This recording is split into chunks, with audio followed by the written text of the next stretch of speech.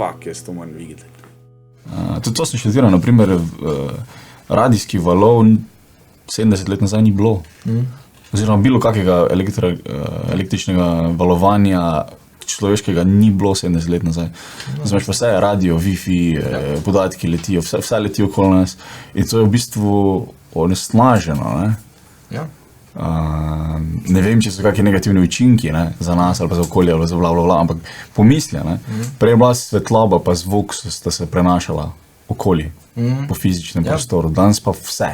Danes pa, se zdaj je bila neka kampanja za ta mobilni internet, zdaj prije 5G ali nekaj v tem kontekstu in se mi zdi, da so nekaj dejansko se začeli podpisovati podpisal v bistvu, da do tega ne je prišlo, ker bi naj bilo nasnaženo. Mislim, ne vem kaj, nisem zasledil, lahko gremo googlat, ampak nekaj je bilo, neka kampanja glede tega, da naj ne bi bilo vrevno. Naj ne bi bilo vrevno. Ja.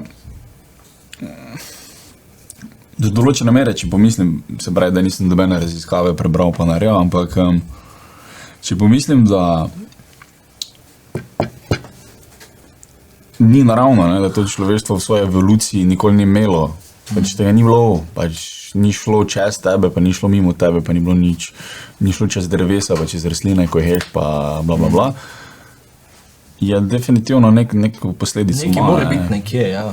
Mislim, nek se mora poznati to, ne. Točno to, ja. Ni to zdaj sam obstaja, ne. Pač je tu cel čas, ampak. Mislim pa, da smo še premladi, da bi vedeli, kakve so posledice. Mislim, ni še to dovolj izraziti bum, mogoče. Ja. Ne vemo pa, kaj če je to ena reakcija, veš, kaj če bo prišlo do tiste ene točke, ko bo to. Mogoče ni kratkoročno, ja.